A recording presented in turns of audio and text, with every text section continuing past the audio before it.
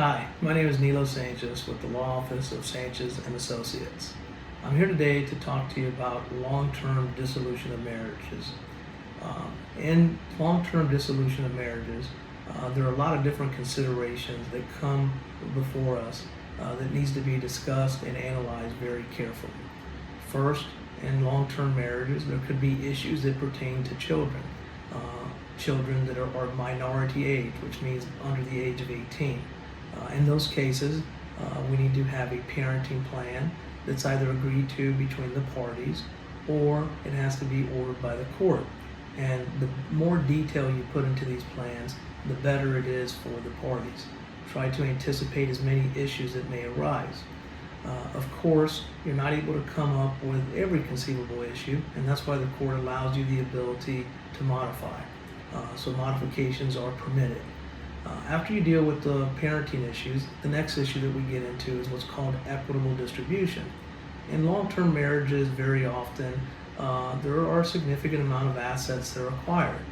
It's common sense to a certain extent that the longer we've been married, the more we acquire, both in way of assets and in way of debt. When we're dealing with assets, we have to analyze each asset, determine whether it is marital or not. If it's marital, meaning that it is subject to equitable distribution, and what that typically means is that it's a 50-50 distribution between the parties. It's important to look at all the assets, not just the ones that come to the forefront with respect to the homes and cars, but there might be retirement accounts, there might be pensions, there might be stock options, and there's other assets that come up that require us to obtain assistance from other experts in order to obtain a valuation of these assets to effectuate what we call an equitable distribution. We also need to take a look at the debt that parties have. Generally speaking, debts that are acquired during the course of the marriage are marital debts subject to equitable distribution.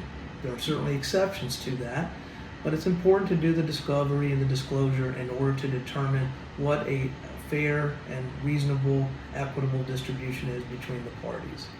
Lastly, or actually not lastly, but before we get to any other issue after equitable distribution, we get into what's called alimony. And alimony is dependent upon a number of factors. It's dependent upon the length of the marriage, the need of the parties, the abilities of the parties to pay. And there's been some fairly recent changes to the alimony statute where they've eliminated permanent alimony. And now we operate off of a formula. It's important to analyze that. It's important to determine what your needs are. It's important to determine what your abilities are, and to look at the standard of living that was enjoyed during the course of the marriage.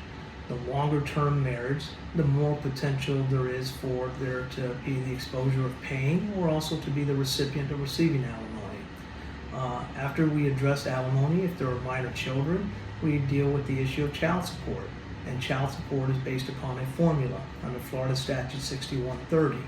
It's dependent upon the incomes of the parties, less the mandatory deductions and the timeshare that the parties enjoy. So again, here's another area that requires a lot of detailed information that we need to go through and review. After we're dealing with child support, then the next issue is attorney's fees and costs, which one party or the other can seek attorney's fees and costs. And generally speaking is based upon need and ability. There's also other schools of thought upon which one party could ask for attorney's fees and costs.